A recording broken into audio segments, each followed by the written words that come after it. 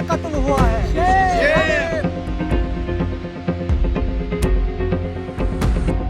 नमस्कार, मैं हूं आपके साथ शाफ्ती पटनायक। जम्मू कश्मीर का पहलगाम 22 अप्रैल का दिन जो बाकी दिनों की तरह ही शुरू हुआ था। वादियों से घिरा पहलगाम पर्यटकों से गुलजार था, चहल पहल थी। देश के कोने कोने से पहुंचे टूरिस्ट घुड़सवारी का आनंद ले रहे थे तो कोई हसीन नजारों को अपने फोन में कैद कर रहा था।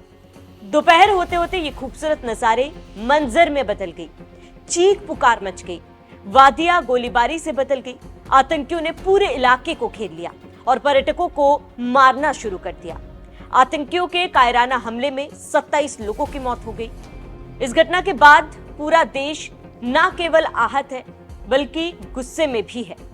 जम्मू कश्मीर की राजधानी श्रीनगर में भी सन्नाटा पसरा हुआ है। श्रीनगर के दिल कहे जाने वाले लाल चौक पर सन्नाटा पसरा है। दुकानें बंद है, लोग भी नजर नहीं आ रहे। अनुच्छेद 370 हटने के बाद पिछले 6 साल में लाल चौक सैलानियों से गुलजार रहा। कई सांस्कृतिक कार्यक्रमों का गवाह बना, लेकिन 6 साल में ये पहली बार है जब यहाँ मातमी सन्नाटा पसरा है।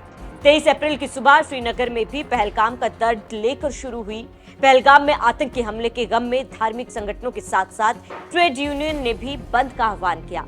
दुकानों के साथ साथ स्कूल भी बंद रहे, लोगों की आवाजाही भी बंद हो रही है।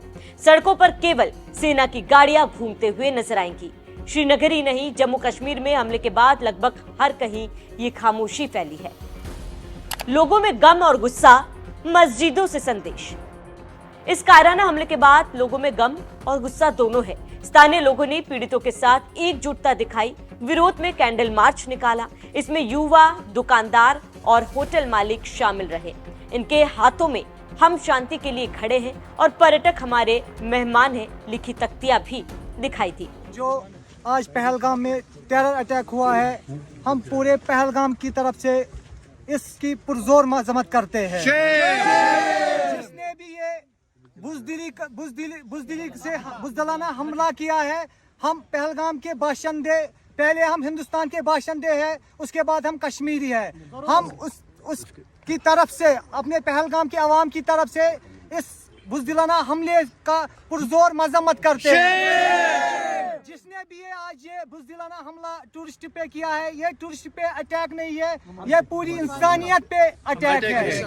आज इंसानियत का कत्ल हुआ है। जो गवर्नमेंट है जम्मू एंड कश्मीर की, हम उनसे पुरजोर मजम्मत करते हैं कि उनसे इल्तिजा रिक्वेस्ट करते हैं कि जिसने भी ये हमला किया है, कातिल को जल्द से जल्द पेश किया जाए। इस हमले की पुरजोर मजम्मत करते हैं।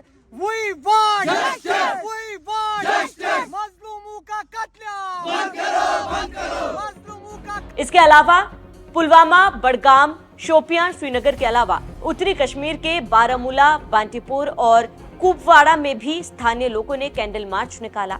वहीं मस्जिदों से भी बेसरन हमले की निंदा की गई। लाउडस्पीकर पर अजान के साथ ऐलान हुआ कि हमलावर इस्लाम और कश्मीरियत के दुश्मन हैं। 22 अप्रैल की शाम नमाज के समय वादी के लगभग हर मस्जिद के लाउडस्पीकर पर बेसरन हमले की निंदा की गई।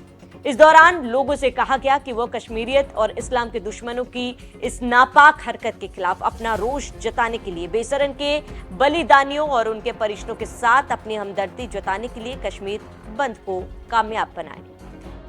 पहलगाम आतंकी हमले ने पुलवामा के दर्द को भी ताजा कर दिया। पुलवामा हमले के बाद ये सबसे बड़ा आतंकी हमला था। पुलवामा के बाद सबसे बड़ा हमला 14 फरवरी साल 2019 को पुलवामा में सीआरपीएफ के काफिले पर फिदायीन हमला हुआ था। इसमें 40 जवान शहीद हुए थे। इसकी जिम्मेदारी जैश-ए-मोहम्मद ने ली थी। 22 अप्रैल की दोपहर को पहलगाम की बेसरन घाटी में आतंकियों ने पर्यटकों पर गोलीबारी कर दी। इस हमले में 27 लोगों की मौत हो गई, जबकि 20 लोग घायल हैं। हमले की जिम्मेदारी द रेजिस्टेंस फ्रंट यानी टीआरएफ ने ली है। फायरिंग के बाद आतंकी भाग निकले। अटैक के बाद देश के कई और शहरों में हाई अलर्ट जारी किया गया। वहीं केंद्रीय गृह मंत्री अमित शाह श्रीनगर पहुंचे और पहलगाम हमले में मारे गए लोगों को श्रद्धांजलि दी। आम लोग हो या राजनेता, हर कई हमले की निंदा हो रही है। सियासत से ऊपर उठकर विपक्ष सख्त से सख्त एक्शन की मांग कर रहा है और पूरे देश की भी यही मांग है कि इन आतंकियों और आतंक को पनाह देने वालों को जल्द से जल्द मुंह तोड़ जवाब दिया जाए। जम्मू कश्मीर में आज एक बहुत ही कायराना हमला पर्यटकों पर हुआ। बहुत सालों में ऐसा हमला पर्यटकों पर इतना बड़ा हमला नहीं हुआ था। पहलगाम में सुनने में आया है कि 27-28 पर्यटक मारे गए हैं और कई घायल भी हुए हैं। जम्मू कश्मीर के इतिहास में इस तरह का कायराना हमला नहीं हुआ है। हम जो मृतक हैं उनके परिवारजनों को, उनके प्रियजनों को हमारी तरफ से बहुत संवेदनाएं, और जो घायल हैं वो शीघ्र स्वास्थ्य लाभ करें, ऐसी हमारी कामना है। सरकार से हमारा एक आग्रह है कि विपक्ष को आप विश्वास में लीजिए। भारत किसी से डरता नहीं है। हम मिलकर आतंक का सामना करने के लिए तैयार और सक्षम हैं। विपक्ष को आप साथ लीजिए, विश्वास में लीजिए। राष्ट्रीय रणनीति की अब आवश्यकता है कि इस तरह के कायराना हमलों से कैसे निपटा जाए।